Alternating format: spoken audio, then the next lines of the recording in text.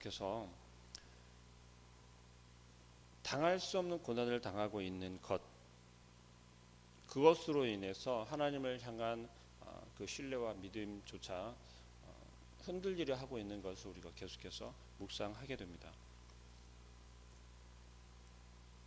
욥의 친구였던 엘리바스와 빌닷이, 욥이 내가 정말 이 고통이 너무 심하니 내가 죽고 싶다라고 이야기하는 한탄하는 그 욥을 향하여서 입을 열기 시작하며 엘리바스와 빌닷이 욥을 위로하였던 것. 근데 그것은 공교롭게도 그런 거였죠. 공의로운 하나님께서는 너에게 미치는 그 고난과 환난이 그냥 온 것이 아니다라고 욥을 위로하였죠. 그것에 대해서 욥은 아무리 자기 자신의 불의한 것을, 범죄한 것을, 하나님 앞에 내가 범죄한 것을 아무리 찾고 찾아봐도 찾을 수가 없었죠.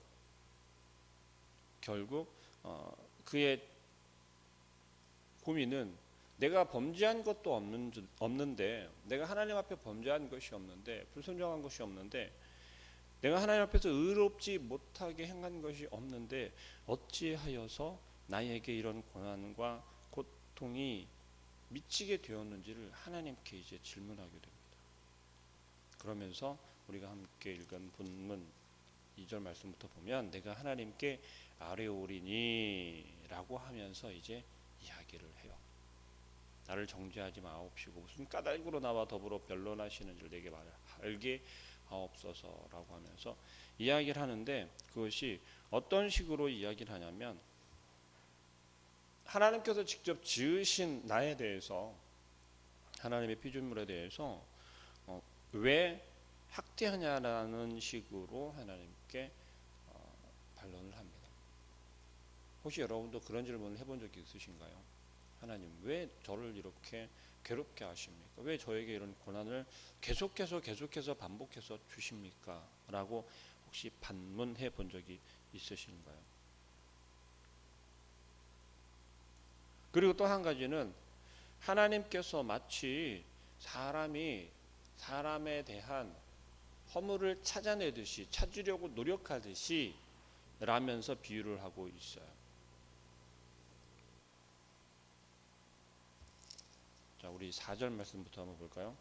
4절 말씀부터 보면 그럽니다. 주께도 육신에 눈이 있나이까? 주께서 사람처럼 보시나이까? 라고 하면서 하나님께서 욥을 향하여서 하신 그러한 일들을 이제 이야기를 하는 거죠. 이게 사람이 사람의 허물을 찾을 때처럼 그 모양으로 하나님께 반론을 하는 거예요. 이유는 뭐냐면 하나님께서는 전능하신 분이지 않냐라는 거죠. 하나님께서는 전능하신 분인데 어찌하여서 그런 빛이, 그런 눈이 하나님께도 있냐라는 거예요. 이 말이요, 아마 경험에서 나온 거라고 저는 생각을 해요. 사람이 사람의 허물을 찾을 때 어떻게 합니까? 정말 야비하기도 하고 어떻게 그럴 수 있을까라고 할 정도로 그 속까지 다 헤집어 파는 말도 하고요, 허물을 그렇게 찾지 않습니까?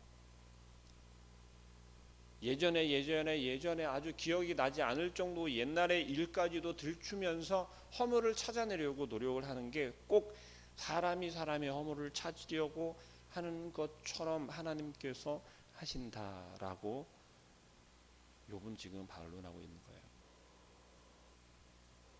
하나님은 분명히 외모로 보지 않는다라고 말씀을 하셨는데, 사람의 중심을 보신다라고 하셨는데, 그런데 욥 자기 자신에게 하는 하나님을 바라보면 그렇지 않다라고 이야기를 한다는 것이죠.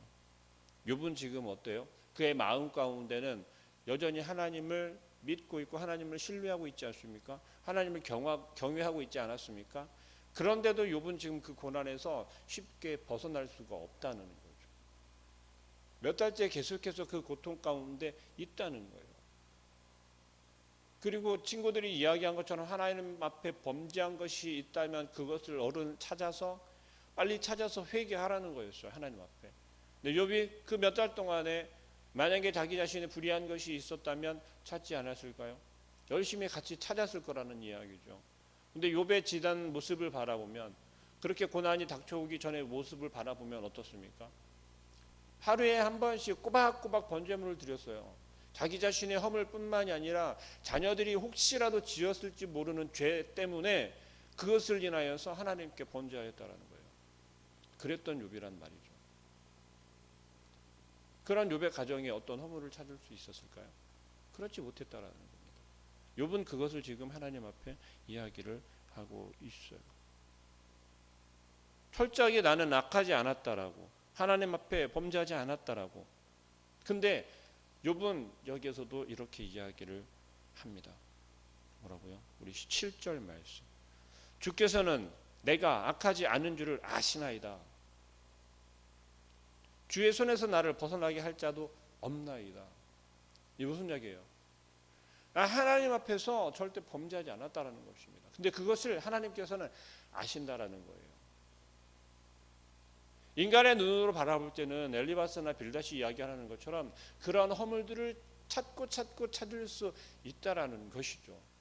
그러나 그것을 아무리 항변하고 이야기를 한다 할지라도 지금 욥이 당한 그 처지, 그 고난 가운데 그것을 통해서 우리의 눈에 비춰지는 것은 뭐예요? 범죄한 것이 있는 거죠. 도저히 하나님 앞에 범죄하지 않고서는 그런 고난이 올 수가 없는 거예요. 여러분의 삶 가운데 정말 이러한 욥이 당하는 것과 같은 고난과 고통이 찾아올 수 있어요. 세상 사람들이 바라볼 때 어떻게 그럴 수 있냐라고 말할 정도로 정말 쫄딱 망할 수 있고요. 가정 가운데 불화가 올 수 있다는 이야기예요. 그런데 욥은 지금 어떤 거예요? 하나님께서는 나의 불의함, 여러분들이 하나님 앞에 바로 서 있다라고 할 때 여러분에게 찾아오는 그 고난이 하나님께서 주신 것이 아니다라고 하는 그런 확신을 욥과 같이 가질 수 있겠냐라는 것입니다. 욥은 철저하게 하나님 앞에 고민하고 또 고민한 후에 이야기를 하기 시작하는 거예요. 철저하게 자기 자신의 잘못도 찾아보았었다라는 것입니다. 그리고서는 8절 말씀에 그렇게 이야기하죠. 왜 나를 지으신 후에 멸하려 하냐는 거죠. 주의 손으로 빚으셔 놓고 왜 지금 와서 이것을 멸하려 하시냐라는 거죠. 그리고 욥을 하나님께서 어떻게 지으셨는지에 대해서 그 이하 말씀에서는 이제 이야기를 합니다. 기억하옵소서. 주께서 내 몸을 지으시기를 흙을 뭉치듯 하셨거늘 다시 나를 티끌로 돌려 보내려 하시나이다. 세밀하게 아주 정확하게 묘사를 하며 하나님께 이야기를 하는 거죠. 여러분, 욥은 끝까지 이야기를 하는 것이 하나님께서 나를 어떻게 만드셨어요? 불의하지 않다라는 것을 욥은 계속해서 염두에 두고 있어요. 그러면서도 우리가 함께 읽지는 않았지만 15절 마지막 절까지 말씀은 그런 거예요. 정말 내가 잘못이 있다면, 나에게 범죄한 것이 있다면 내가 벌받아 마땅하다 라는 걸 사람이 아니라 하나님께 아뢰고 있다라는 거예요. 굉장히 지금 욥은 어찌 보면 마지막 희망이라고 이야기할 정도로 하나님께 이야기를 하는 거예요. 나 정말 힘든데요, 하나님. 내가 만약에 하나님께 불의한 게 있다면, 정말 잘못한 게 있다면 제가 벌을 받겠습니다. 그런데 전 도무지 제가 하나님 앞에 범죄한 걸 찾을 수가 없습니다. 그런데도 욥은 절대적으로 잊지 않고 있는 건 뭐냐면 하나님의 주권인 거예요. 욥을 향한 주권은, 욥에 대한 것은 하나님의 주권 아래에 있다라는 거죠. 하나님 손에 있다라는 겁니다. 철저하게 그것을 잊지는 않고 잃어버리지 않고 그 가운데서 하나님의 그 주권을 인정하면서 지금 이야기를 하고 있는 것을 우리는 기억해야 하겠습니다. 여러분이 의롭고 하나님 보시기에 의롭고 하나님 앞에 떳떳하고 여러분이 당하는 그 고난과 역경이 정말 이유를 알 수 없을 때 여러분은 어떻게 하나님께 고백을 합니까? 아니, 하나님께 부르짖는 것이 아니라 혹시 우리의 생각으로 세상적인 방법으로 그 고난을 헤쳐 나아가려 하십니까? 우리가 욥을 바라보길 소망합니다. 욥은 지금 고난 가운데 있습니다. 그런데 욥의 마음을 더 힘들게 했던 건 어떤 것이죠? 엘리바스와 빌닷의 위로였어요. 그리고 그게 달하는 지금 이 상황에 어떻게 이야기를 하는 거예요? 욥이 하나님께 항변하고 있다라는 것이죠. 원망할 수도 있고 불평할 수도 있습니다. 그러나 욥이 끝까지 붙잡고 있었던 것, 그 마음 중심 가운데 있었던 것은 무엇이냐면 바로 하나님이었어요. 하나님의 조건을 인정하고 있는 것이었어요. 욥이 범죄함 가운데 하나님 앞에서 범죄하였기 때문에, 악하였기 때문에 받는 고난이 아니기 때문에 욥은 결국 무엇인 거였어요? 하나님의 영광을 위한 고난인 것이죠. 아직 욥은 그걸 깨닫지 못하고 있지만 하나님 보시는 그 관점 가운데서는 그런 것이죠. 이것을 정말 우리가 믿지 않는 사람들이 바라볼 때는 하나님을 향하여서 정말 불의하다라고 이야기할 수 있습니다. 왜요? 방금 제가 말씀드린 거에 역설적인 것이기 때문에 그렇습니다. 욥의 고난을 통하여서 하나님께서 영광을 받으신다라고 하는 것. 욥이 고난 당하는 것은 철저하게 하나님 때문인 것이 맞죠. 우리가 성경을 보고 알고 있기 때문에, 이미 알고 있기 때문에. 욥이 그 사탄과 그러한 이야기를 하지 않았으면, 사탄의 그 요구에 하나님께서 응해 주시지 않았으면 욥은 이 고난을 당할 필요가 없었다라는 거죠. 그러나 하나님께서는 욥을 어떻게 여기셨는지를 기억해 보시길 바랍니다. 하나님은 욥을 신뢰했다라는 거예요.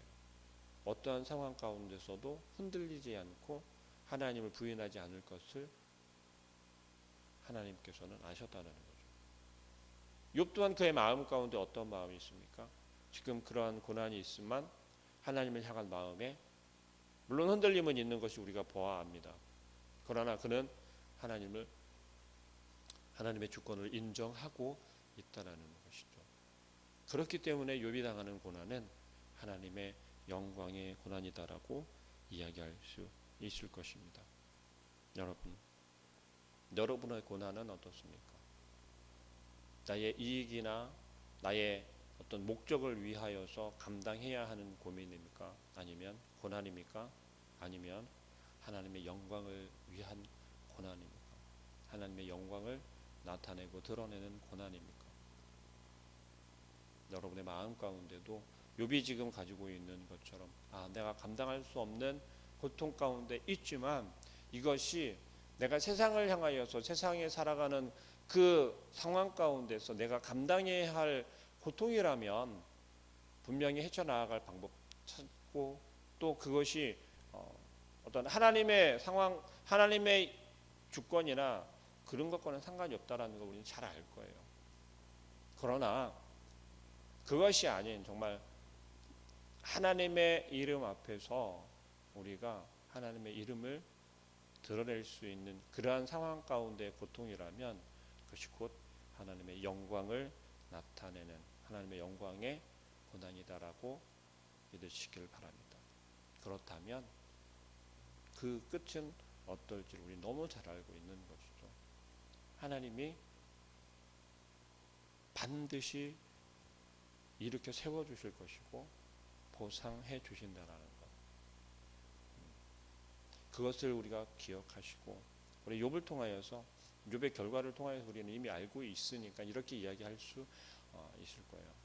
그러나 우리의 삶에서의 나의 삶에서의 이 고난이라면 그건 딴 사람 얘기가 아니다라고 우리는 또 생각하겠죠. 그러나 그 가운데 분명히 붙잡아야 할 것 기억하시고 오늘 하루도 우리에게 허락한 하나님께서 우리에게 수많은 상황과 환경들을 허락하실 겁니다. 그 속에서 우리가 찾을 것은 무엇이겠습니까? 하나님이 일하시는 것, 그것이 무엇인지, 나를 통해서 하나님의 그 영광을 나타내고자 하시는 것이 무엇인지, 욥은 그 어려움 속에서도 하나님을 향한 마음을 잃지 않고 있다라는 것 기억하시고, 우리가 오늘 하루도 살아갈 때에 그 삶 속에서 철저하게 하나님을 부인하라고, 하나님을 인정하지 못하게 하는 상황과 환경들이 많이 있을 거라는 이야기예요. 그 속에서 하나님을 인정하시고 붙잡으시고 하나님을 거절하는 것이 아니라, 거역하는 것이 아니라 오히려 나타내고 드러낼 수 있는 저와 여러분의 삶이 되시길 소망합니다. 기도하겠습니다. 사랑하는 하나님, 욥은 이제 너무 힘들고 어렵고 또한 버티기 어려운 그 상황 가운데 하나님을 향한 부르짖음을 외칩니다. 그 부르짖음이, 그 외침이 아버지 하나님, 즉각적인 반응이 나타나지 아니하고 상황이 회복이 되지 아니한다 할지라도 욥은 하나님을 향하여서 그럼에도 하나님을 신뢰하고 하나님을 향한 하나님의 그 주권을 인정하고 있는 모습을 우리가 바라보게 하여 주옵소서. 우리는 세상의 눈으로 바라보고 있는 것인지 아니면 하나님께서 일하시는 그 하나님의 시선으로 바라보는지를 우리가 깨달아 알게 하여 주시고, 오늘도 허락한 하나님께서 우리와 함께 하고 계시며 우리와 함께 하기를 원하시며 또한 우리의 삶과 환경 속에 아버지 하나님을 의지하지 않고서는 나아갈 수 없음을 깨닫게 하실 줄을 믿습니다. 그럴 때 우리의 마음 흔들리지 않게 하시고 여전히 하나님께서 나와 함께 하시면 우리가 신뢰할 수 있도록 우리 주님께서 우리 마음을 주장하여 주시고 우리가 힘을 내어서 당당히 나아갈 수 있도록 주님 인도하여 주옵소서. 예수 그리스도의 이름으로 기도합니다.